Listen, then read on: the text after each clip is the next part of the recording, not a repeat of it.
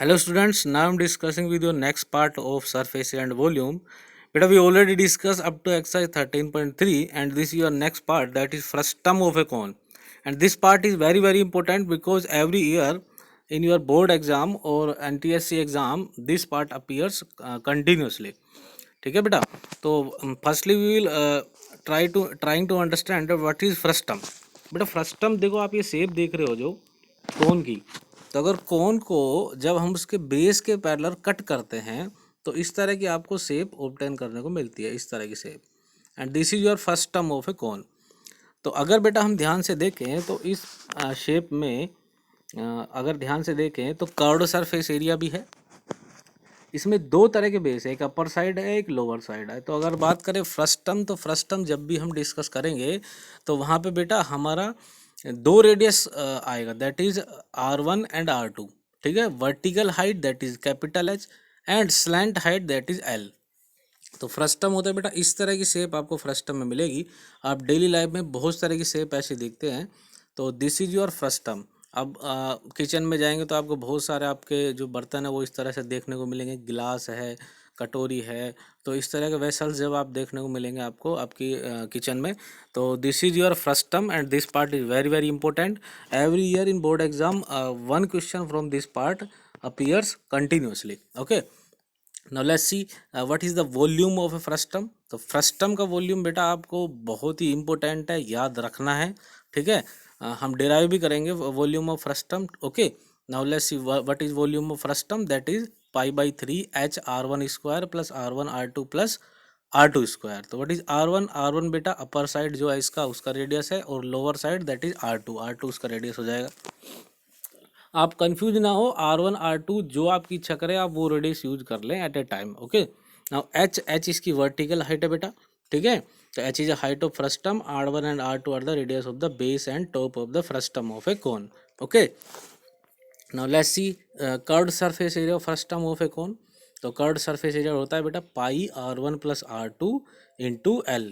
तो R1 और R2 तो वही है बेटा, बॉटम और टॉप का रेडियस है. And L is the slant height of the frustum. Okay. तो slant height I already discuss with you, this is your slant height. इस तरह जब हम हाइट लेंगे तो that is your L. Okay. H हमारी वर्टिकल हाइट है, जिस तरह से हम कोन में देखते हैं same process we have to use in this shape also. Okay. Now let's see next part, and that is volume of frustum. Now we are deriving the formula of volume of frustum. तो बेटा ये आपका derivation है. ठीक है. तो volume of frustum कैसे निकालेंगे बेटा. अगर मैं ध्यान से देखूं बेटा तो ये कोन है, एक लार्जर कोन यहाँ पे हमको दिख रहा है और एक हमको स्मॉलर टॉप में कोन दिख रहा है. तो अगर मैं जो लार्जर जो बिगर जो कोन है बेटा उसमें से जब स्मॉलर कोन का वॉल्यूम सब्ट्रैक्ट करा दूंगा तो मेरे पास फ्रस्टम का वॉल्यूम आ जाएगा. ओके. तो इस तरह से आप बेटा यहाँ पे सिमिलरिटी यूज करके इस फॉर्मूले को डिराइव करते हैं. Okay. Now we discuss in class again this part also, volume of frustum कैसे डिराइव करते हैं. तो यहाँ पे आप देख लें, this is very important. But for your this exercise you have to learn the formula only, that is π/3 H R1 square plus R1 R2 plus R2 square. तो आपको ये फॉर्मूला सिर्फ याद रखना है अभी के लिए, and that is very important. Okay. Now that is your next part, surface area of frustum of a cone. Okay. तो ये आपका सरफेस एरिया है. तो सरफेस एरिया का कर्व्ड सरफेस एरिया की बात करूँ तो बेटा that is πR1 plus R2 into L.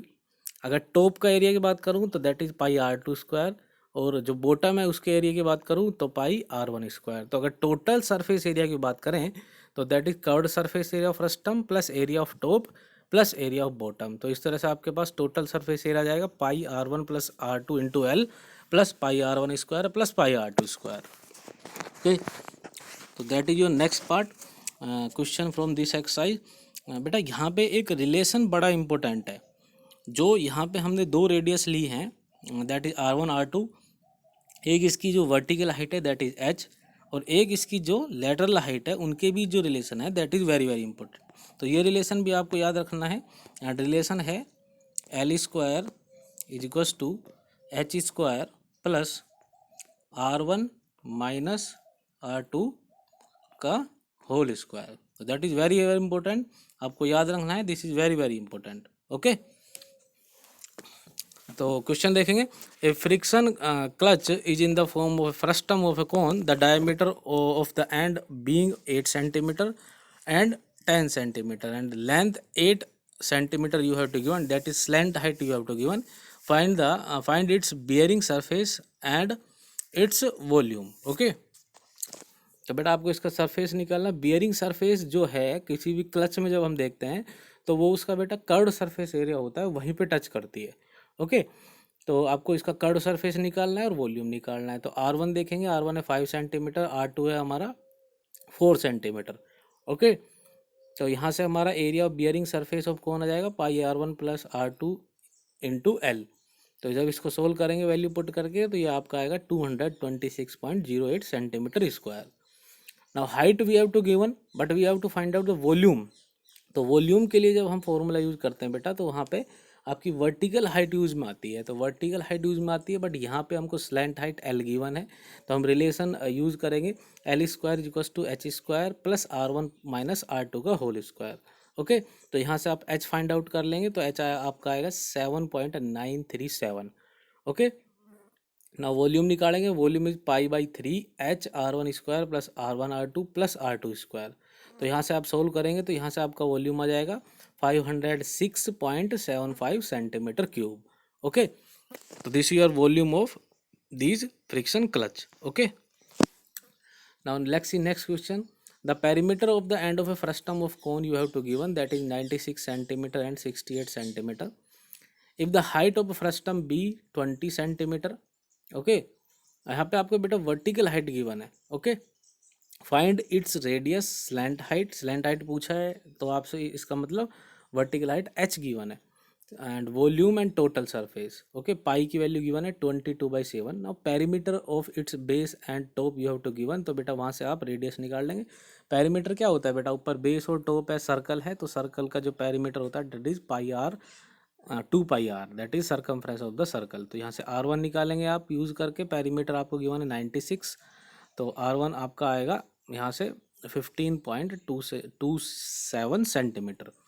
ऐसे R2 निकलेगा आपका 10.82 सेंटीमीटर। तो यहाँ से आप सबसे पहले स्लैंट हाइट निकालेंगे, रिलेशन यूज़ करेंगे L square equals to H square plus R1 minus R2 का whole square.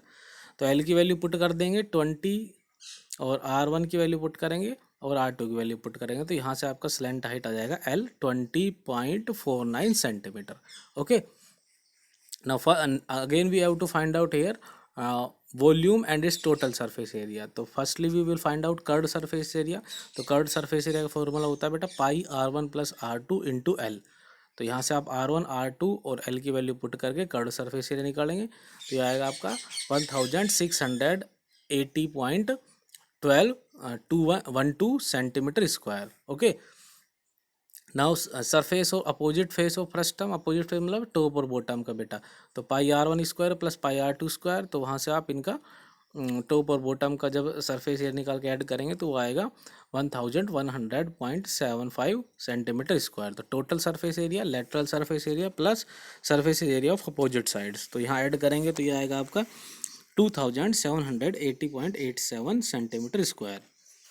Next part we have to find out volume of this conical frustum. तो वॉल्यूम का formula pi by 3 H R1 square plus R1 R2 plus R2 square. तो यहाँ से volume निकालेंगे value put करके बेटा, तो वो आपका आएगा 10,800.11 सेंटीमीटर क्यूब। तो सिंपल है बेटा, बस आपको फॉर्मूले याद करने हैं जो आपके यहाँ पे 3 फॉर्मूले जो आए आपके सामने, that is volume of frustum, total surface area of frustum, और एक जो रिलेशन है LH R1 R2 के बीच में, तो that is very very important. तो अगर आपको ये तीनों फॉर्मूले याद हैं तो आप सारे क्वेश्चन कर लेंगे इस एक्सरसाइज के, तो this is very very important. Okay, thank you everyone. तो बेटा we have to do your exercise 13.4 in your fair notebook and all these questions are related to these formula। तो आप इजीली सबको सॉल्व कर लेंगे। एक डेरिवेशन और करना है हमको वॉल्यूम ऑफ फ्रस्टम का, तो आप डेरिवेशन, हालांकि मैंने यहाँ पे आपको दिखा दिया है कि डिराइव कैसे करेंगे। We have to use similarity concept, then we have to find out the volume and surface area of frustum. Okay, thank you everyone.